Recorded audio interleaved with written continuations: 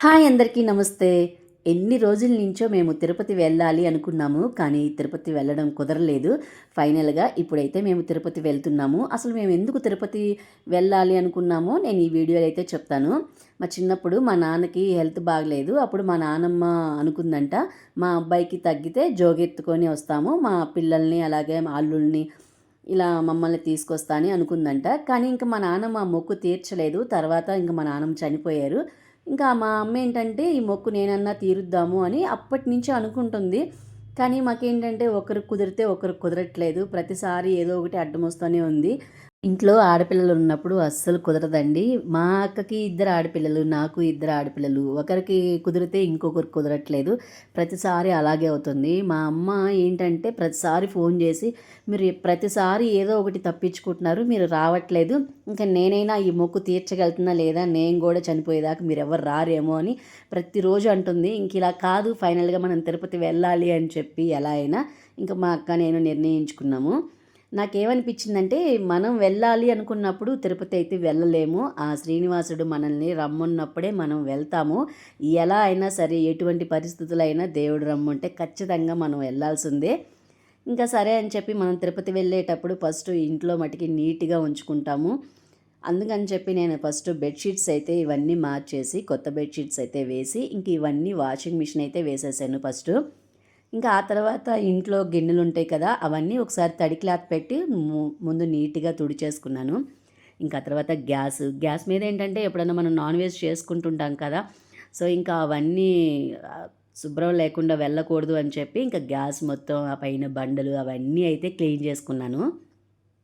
ఆ తర్వాత కిటికీలండి. ఇంకా కిటికీలేంటంటే ఫస్ట్ పొడి క్లాత్‌తో తుడిచేసి, ఇంకా ఆ తర్వాత కొంచెం క్లాత్ తడుపుకొని కిటికీలు, అలాగే మన టీవీ దగ్గర స్టాండు ఇవన్నీ నీట్‌గా ఫస్ట్ తుడిచేసుకున్నాను. ఇవి తుడుచుకున్నాక వాషింగ్ మిషన్‌లో బట్టలు తీసుకెళ్ళి పైన ఆరేద్దాము. మళ్ళీ తీగలు ఖాళీ ఉండవు. అందుకని చెప్పి ఆరేద్దాము అని చెప్పి దగ్గరికెళ్ళేలకి కరెంట్ అయితే పోయింది. సరే కరెంట్ వచ్చేలకి మళ్ళీ లేట్ అయ్యిద్ది. మళ్ళీ ప్రాసెస్ మళ్ళీ ఫస్ట్ స్టార్టింగ్ నుంచి ఆ వాషింగ్ మిషన్ మొత్తం తీసుకుంటది. ఇంక ఈలోగా పనన్నా చేసుకుందాము అని చెప్పి నేనైతే ఫ్రిడ్జ్ అన్నీ తుడిచేసుకున్నా. ఆ తర్వాత ఇవి గాజుయి అండి. ఇవి నేను తుడిచేటప్పుడు టపక్కన ఒకటైతే పడిపోయింది. ఇంకా మా వారు వచ్చి "ఏంటి పడిపోయింది" అంటే, "గాజు పడిపోయింది" అంటే సర్లే అని ఎళ్ళిపోయారు. ఇక్కడ నేను బయట చెప్పుల స్టాండ్ క్లీన్ చేసేటప్పుడు అంకుల్ వచ్చారు, పక్కన అంకులు. అంకుల్ ఏంటంటే లిఫ్ట్‌లో ఎవరిదో బ్యాగ్ ఉంది. ఆ బ్యాగు ఇందాకటి నుంచి అలాగే ఉంది. ఎవ్వరు తీయలేదు. ఇప్పుడంతా బయటంతా బాంబులు పెడుతున్నారు కదా! ఈ లిఫ్ట్‌లో గూడా ఎవరో తీసుకొచ్చి పెట్టినట్టున్నారు. ఏంటో బ్యాగ్ ఇది చూద్దామా అని పిలిచారు. నేనది వీడియో తీయలేదు. కానీ అక్కడికి వెళ్లి చూస్తే నేనేమో బ్యాగ్ తీద్దామంటే అంకుల్ అమ్మో దగ్గరికెళ్ళవాకు అది ఏంటిదో ఏంటో అన్నారు. సరే అని చెప్పి మేము అక్కడున్నప్పుడే పైన లిఫ్ట్ అతను బాగా చేసే అతను మంత్లీ వచ్చి క్లీన్ చేస్తారు కదా! అలా అతను బ్యాగ్ ఉందంట. ఇంకా ఆయనొచ్చి ఫైనల్‌గా బ్యాగ్ అయితే తీసుకొని పోయారు. ఇంక ఎటోలటో లోపలికైతే వచ్చాము. ఇంక లోపలికి రాగానే ముందు ఇల్లన్నీ చిమ్మేసేయాలి కదా! ఇప్పటిదాకా మొత్తం దులిపాను కదా! దుమ్మంతా ఉంది. ఇంకా ఆ దుమ్మంతా చిమ్మేసేసాను. ఆ తర్వాత తడి క్లాత్ పెట్టాలి కాబట్టి నేనేంటే ఆ నీళ్ళల్లో కొంచెం కల్లుప్పు, అలాగే పసుపు, ఇది ఆడిచ్చిన పసుపు. ఎందుకంటే మనం ఆడపిల్లలు ఉన్నప్పుడు మనకు అడ్డం ఏదో ఒకటి వస్తుంటది కదా! అందుకని చెప్పి అది అయిపోగానే నేను ప్రతిసారి ఇలాగే నీళ్ళలో కొంచెం పసుపేసి, కల్లుప్పేసి అయితే క్లీన్ చేస్తాను. అంటే ఇల్లు క్లీన్ చేసే ప్రతిసారి కాదు. మాకేదైనా అడ్డం వచ్చినప్పుడు మాత్రమే ఇలా కొంచెం పసుపు, కల్లుప్పేసి మటికి క్లీన్ చేస్తాను. ఇంకా ఫస్ట్ హాలు, తర్వాత డైనింగ్ హాలు ఇవన్నీ అయితే క్లీన్ చేసేసాను.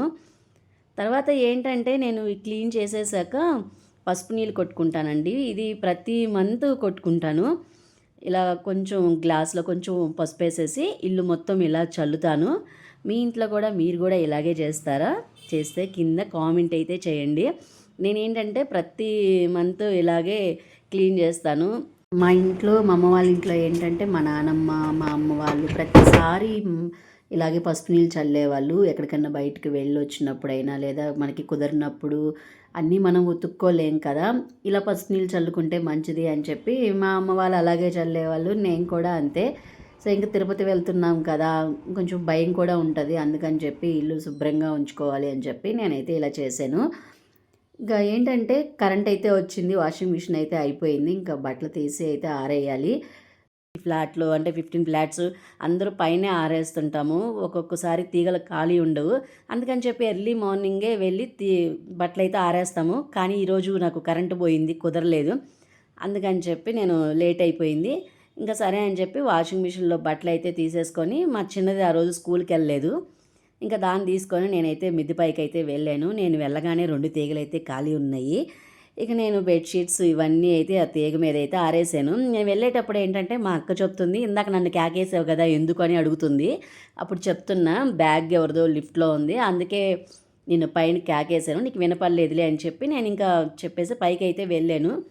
ఇంకా బట్టలు అయితే మొత్తం ఆరేసేసాను. ఎండ అయితే బాగా వస్తుంది. కరెక్ట్గా ఒక గంటలోనే ఈ బెడ్షీట్స్ అన్నీ ఆరిపోయాయి. ఇంకా మొత్తం బెడ్షీట్స్ అవన్నీ ఆరేసేసాక నేనేంటంటే కిందకొచ్చేసి పిల్లల బట్టలు అవన్నీ సర్దేద్దాము, ఇంకా మళ్ళీ లేట్ అయిపోతుంది. పిల్లలు స్కూల్ నుంచి రాగానే ఇంకా రెడీ అయ్యి మళ్ళీ ఇంకా బయలుదేరాలి. ఫస్ట్ మా అమ్మ వాళ్ళ ఇంటికి వెళ్ళి అందరం, అంటే మేము, మా అక్క వాళ్ళు, మా మేనత్తలు అందరం, మా పెద్దమ్మ అందరం మా అమ్మ వాళ్ళ ఇంట్లో నుంచి బయలుదేరాలి అనుకున్నాము. అందుకని చెప్పి నేను మా అక్క అయితే ఇక్కడ హైదరాబాద్ నుంచి బయలుదేరాము. ఇంకా పిల్లలకి ఎవరికి వాళ్ళకి బట్టలు అయితే సర్దాలి కదా, మళ్ళీ అక్కడికి వెళ్ళాక ఇబ్బంది పడకూడదు అని చెప్పి తిరుపతి వెళ్ళేవి ఒక బ్యాగ్లో పెట్టుకున్నాము. అలాగే మా అమ్మ వాళ్ళ ఇంటికి వెళ్ళినప్పుడు అక్కడ ఉండడానికి అని చెప్పి ఒక బ్యాగ్లో పెట్టుకున్నాం. ఫైనల్గా మా 2 బ్యాగ్లే అయినాయి. ఎక్కువ బట్టలు అయితే తీసుకెళ్ళలేదు. ఎందుకంటే మళ్ళీ బట్టలు ఎక్కువ తీసుకెళ్ళిన కాడి నుంచి లగేజీ మళ్ళీ అవి అలాగే వెనక్కి తెచ్చుకోవాలి ఎందుకు అని చెప్పి, తిరుపతిలో ఆధార్ కార్డులు అడుగుతారు అని చెప్పి మేమైతే మా నలుగురి ఇలా ఆధార్ కార్డులు, నలుగురి ఒరిజినల్ అలాగే జిరాక్స్లు తీసుకున్నాము. కానీ అక్కడ జిరాక్స్లే అడుగుతున్నారు, ఒరిజినల్ అయితే ఏం అడగట్లేదు. ఇంకా మేము జిరాక్స్లు ఎవరి వాళ్ళు పిన్ అయితే కొట్టుకున్నాను. ఎందుకంటే అక్కడ అడిగినప్పుడు హడావిడి లేకుండా తీసుకోవచ్చు కదా, ఈజీగా ఉంటుంది అని చెప్పి మా నలుగురి అయితే ఇలా 4 సెట్లు 2 పెట్టుకున్నాము. అలాగే ఒరిజినల్ కూడా తీసుకెళ్ళాము. ఏమో ఒకవేళ ఒరిజినల్ కూడా అడుగుతారేమో అని చెప్పి ఇంకా ఒరిజినల్ కూడా తీసుకున్నాము, భయం లేకుండా ఉంటుంది కదా అని చెప్పి. తిరుపతిలో పంచ కట్టుకోవాలి అని చెప్పి ఇంకా మా వారికి ఏంటంటే పంచ షర్టు పెట్టాను. ఇంకా మా పిల్లలిద్దరికీ లాంగ్ ఫ్రాక్స్ పెట్టుకున్నాను. వాళ్ళకి చున్నీ కూడా ఉండాలి ఖచ్చితంగా అని చెప్పి చున్నీ అయితే తీసుకున్నాను. ఇక ఫైనల్గా అయితే ఇంకా బయలుదేరాలి. ఇంకా అందరం రెడీ అయితే అయిపోయాము. ఇంకా మేము మా అక్క వాళ్ళు అందరం కలిసి బస్సు అయితే ఎక్కాము. మా బస్సు 9:30కి వచ్చింది. మేము మా ఊరేళ్ళకి ఏంటంటే 6:37 కల్లా వెళ్ళిపోతాము. ఇంకొంచెం ముందు వెళ్ళాలంటే 8:30కి కూడా బస్సు ఉంది. మేమేంటంటే 8:30 అంటే పిల్లలు ట్యూషన్ నుంచి వచ్చేళ్ళకి లేట్ అయిపోద్ది, కొంచెం లేట్గా వెళ్దాము అని చెప్పి మేము 9:30కి బుక్ చేసుకున్నాము. నాకు ఎప్పుడు బస్సు ఎక్కగానే అసలు నిద్ర పట్టదు. ఈసారి ఏంటంటే పొద్దున్నుంచి పనిచేసి అలసిపోయినట్టు అయిపోయింది బాడీ. ఇంకా బస్సు ఎక్కగానే నిద్ర వచ్చింది. నాకు మెలకువ వచ్చేలకే ఒంగోలు అని పిలుస్తున్నారు.